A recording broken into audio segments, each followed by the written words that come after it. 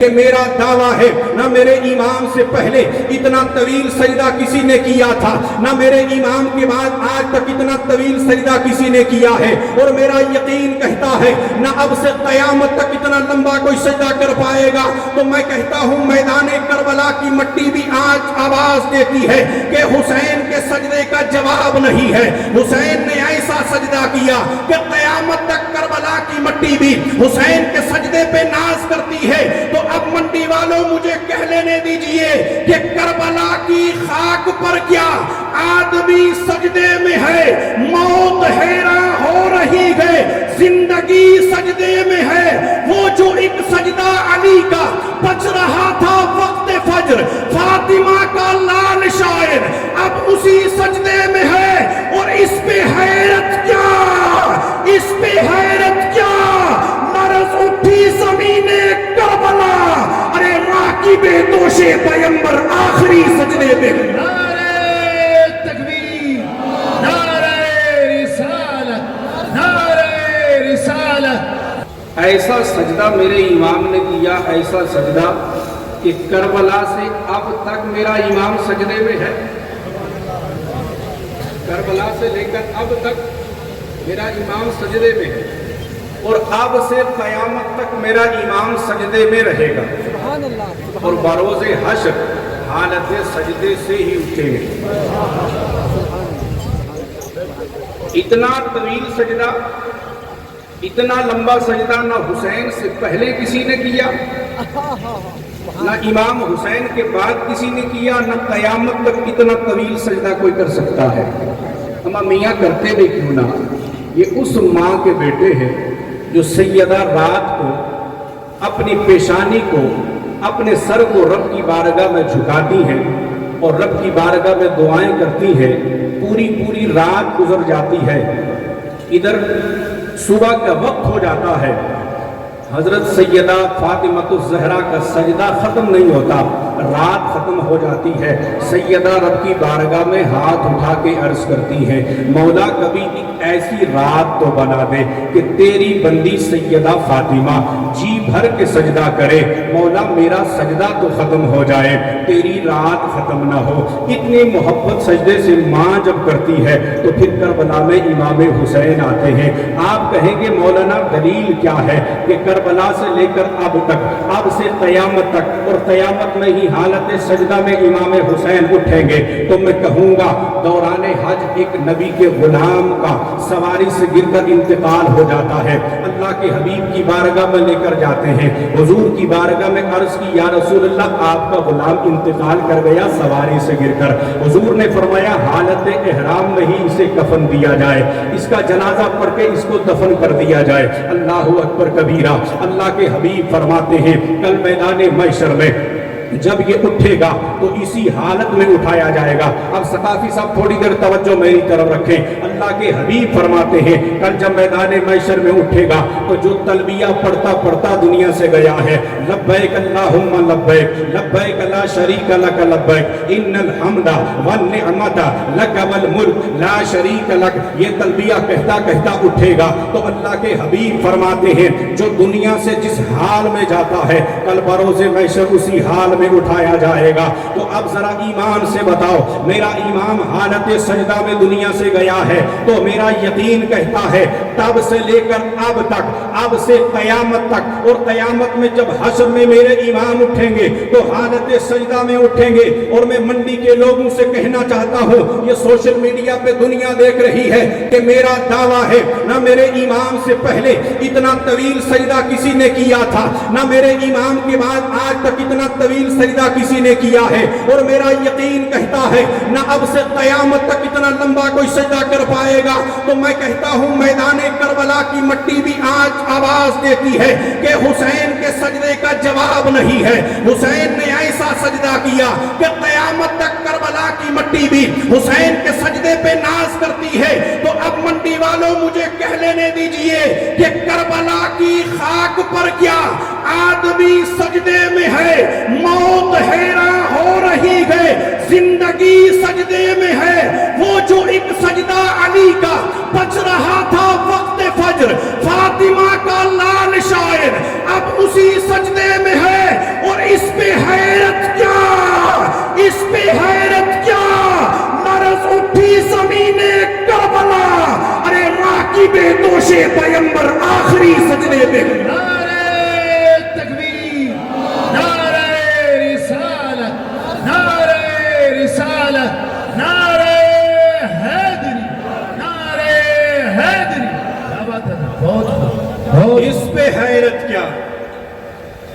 اس پہ حیرت کیا کہ لرز اٹھی زمین کربلا، اما راکب دوش پیمبر آخری سجدے میں۔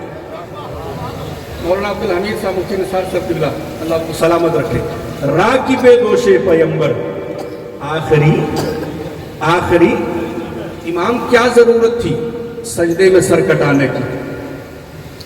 لوگ تو کوشش کرتے ہیں، محنت کرتے ہیں، روتے ہیں اس لیے کہ گناہ معاف ہوں، جنت کی دعائیں کرتے ہیں، تو امام آپ کو کیا ضرورت تھی؟ ایسا تو نہیں کہ ہماری طرح امام گنہگار تھے جو بخشوانے کے لیے آئے تھے۔ یہ تو وہ ہے کہ دنیا میں اللہ کے حبیب بشارت دے گئے، الحسن والحسین سیدہ شباب اہل الجنہ، جنتی ہونا تو کجا، یہ جنتی جوانوں کے سردار ہیں۔ اللہ کے حبیب کا یہ فرمان میرے امام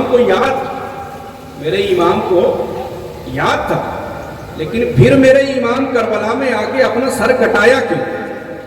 اپنا خاندان لٹایا کیوں؟ اپنا کنبہ نانا کے دین کی خاطر قربان کیا کیوں؟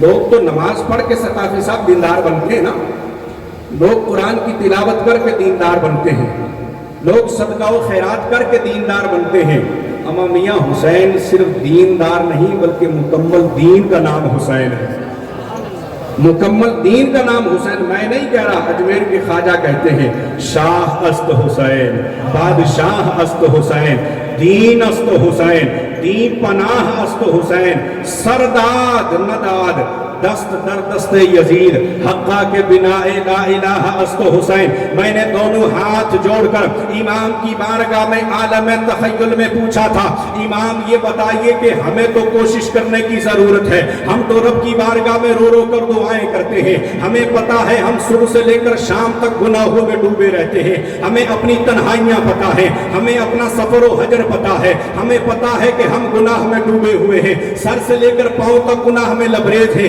اس لیے رب کی بارگاہ میں ہاتھ اٹھا کر دعا کرتے ہیں، مولا اپنے پیارے حبیب کے صدقے ہماری خطاؤں کو معاف کر دے، مولا اپنے پیاروں کے صدقے ہمارے گناہوں کو بخش دے، اللہ ہمیں جنت کا حقدار بنا دے۔ امام آپ کو تو ایسی دعا کی ضرورت بھی نہیں تھی، آپ میدان کربلا میں اپنا سر دیا کیوں؟ اپنا خاندان لٹایا کیوں؟ 6 ماہ کا علی اصغر دے رہے ہیں، علی اکبر کی جوانی دے رہے ہیں، قاسم کو دے رہے ہیں، وجہ کیا ہے؟ تو میرے امام کہتے ہیں مجھے اپنے نانا کا فرمان یاد ہے کہ میں اور میرا بھائی حسن اور حسین ہم دونوں جنتی جوانوں کے سردار ہیں، مجھے یہ بھی یاد ہے اللہ کے حبیب فرماتے ہیں حسین منی وانا من الحسین، میں حسین سے ہوں، حسین مجھ سے ہے، مجھے یہ سب کچھ یاد ہے، لیکن اس کے باوجود میدان کارساز میں میں اس لیے آیا کہ قیامت تک آنے والے نانا کے امتیوں کو یہ پیغام دے رہا ہوں کہ میں جنتی جوانوں کا سردار ہونے کے باوجود جب میرے نانا کے دین کی بات آتی ہے، جب نانا کی ناموس کی بات آتی ہے، تو میں کسی ظالم کے ہاتھ میں ہاتھ نہیں دے رہا ہوں، میں کسی شرابی کے ہاتھ میں ہاتھ نہیں دے رہا ہوں، میں کسی زانی کے ہاتھ میں ہاتھ نہیں دے رہا ہوں، میں کسی مکار کے ہاتھ میں ہاتھ نہیں دے رہا ہوں، میں کسی ڈھونگی فریبی کے ہاتھ میں ہاتھ نہیں دے رہا ہوں۔ اب قیامت تک کے لیے میرا امام پیغام دے گیا، دنیا والوں یہ سن لو، جان جائے تو چلی جائے، لیکن ایک لمحے کے لیے مصطفیٰ جان رحمت کی شریعت پہ کمپرومائز نہیں۔ آج بھی کربلا سے آواز آتی ہے، جو جان مانگو تو جان دیں گے، جو مال مانگو تو مال دیں گے، مگر یہ ہم سے کبھی نہ ہوگا، نبی کا جاہو جلال دیں گے۔ نعرہ تکبیر، نعرہ رسالت، نعرہ رسالت، شہید اعظم کانفرنس، شہید اعظم کانفرنس، شاعر اسلام، شاعر اسلام، کیا بات ہے؟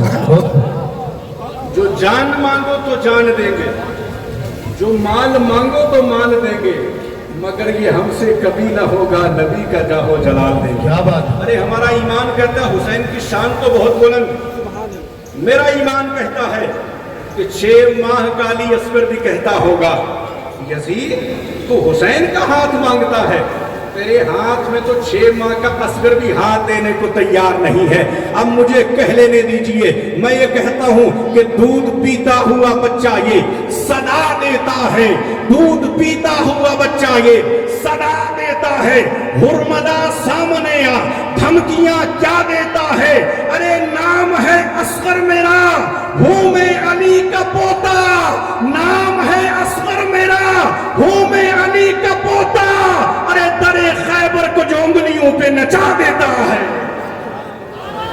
بہت خوب، اللہ اکبر، یا رسول اللہ، یا علی، یا علی، زندہ باد فائندہ باد، کیا بات ہے۔ مہمان تشریف لا چکے ہیں، تھوڑی دیر توجہ، ذرا لہک کے بولے سبحان اللہ، اور محبت سے بولے سبحان اللہ۔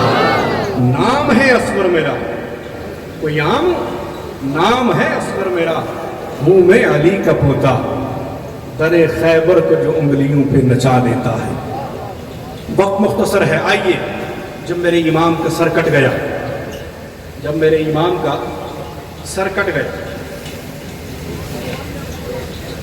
ظالم نے نیزے کی نوک پہ رکھا، تفصیل سے بیان کرنے کا وقت نہیں ہے، اور ملک شام کی طرف روانہ ہونے لگے۔ کدھر روانہ ہونے لگے؟ شام کی طرف۔ نیزے کی نوک پہ رکھا، امام کو پہلے شہید کیا، لاشوں پہ گھوڑے دوڑائے، جی نہیں بھرا، سر کاٹا، نیزے کی نوک پہ چڑھایا۔ یہ پتہ نہیں تھا یہ امام الانبیاء کے نواسے کا سر ہے۔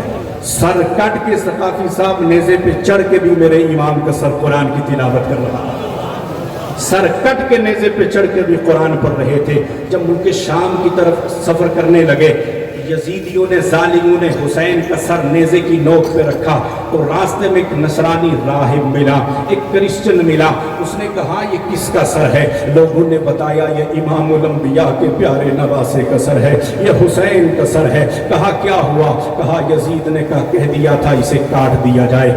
کہا کیوں؟ کہا یزید اپنے ہاتھ میں ان کا ہاتھ مانگ رہا تھا۔ وہ کرسچن ہو کر کہنے لگا یزید کو پتہ نہیں تھا یہ وہ ہاتھ ہے جو امام الانبیاء کے گورے چٹے ہاتھوں میں ہاتھ گئے ہیں، یہ کسی شرابی کے ہاتھ میں اب نہیں جا سکتے تھے، یہ کسی زانی کے ہاتھ میں اب نہیں جا سکتے تھے، یہ کسی مکار و عیار کے ہاتھ میں نہیں جا سکتے تھے۔ وہ کرسچن کہنے لگا او بدبختو، اللہ تمہیں تباہ و برباد کرے، تم امام کا سر کاٹ کے نیزے پہ چڑھا کے اب شام کی طرف روانہ ہوئے ہو، مجھ سے مانگو کیا مانگتے ہو؟ ایک رات کے لیے یہ مبارک سر مجھے دے دو۔ 10,000 اشرفیاں اس کرسچن سے لی گئی، اس نصرانی راہب سے لی گئی۔ پوری رات کو میرے امام کا سر وہ کرسچن نصرانی اپنی گود میں رکھتا ہے۔ جب اپنی گود میں رکھا، سب سے پہلے میرے امام کے سر کو غسل دیا، خوشبو لگائی اور اپنی گود میں رکھا۔ وہ کرسچن کہتا ہے نصرانی کہ میں اپنی نگاہوں سے دیکھ رہا ہوں کہ امام الانبیاء کے پیارے نواسے کے چہرے سے ایک نور نکلتا ہے جو آسمان کی جانب بلند ہوتا ہے۔ پوری رات کو میں کبھی امام کے چہرے کو دیکھ رہا ہوں، کبھی امام کی زلفوں کو دیکھ رہا ہوں۔ مجھے ایسا لگ رہا تھا کہ امام مجھ سے باتیں کر رہے ہیں، امام مجھ پہ کرم فرما رہے ہیں۔ تو میں نے دونوں ہاتھ جوڑ کر اس سے پوچھا تھا عالم تخیل میں، یہ بتا تو کیا کہنا چاہتا ہے؟ تو آواز آئی تھی، میں کہنا یہ چاہتا ہوں امام نے اپنی زبان سے مجھے کچھ کہا نہیں، اپنے لب کھولے نہیں، مجھے کچھ بتایا نہیں، مجھے جناب والا سمجھایا نہیں، اپنے نانا کا دین بتایا نہیں، لیکن صرف دیکھ رہا ہوں انہیں، ان کے چہرے میں اتنا اثر ہے کہ نور کی شعائیں نکل رہی ہیں۔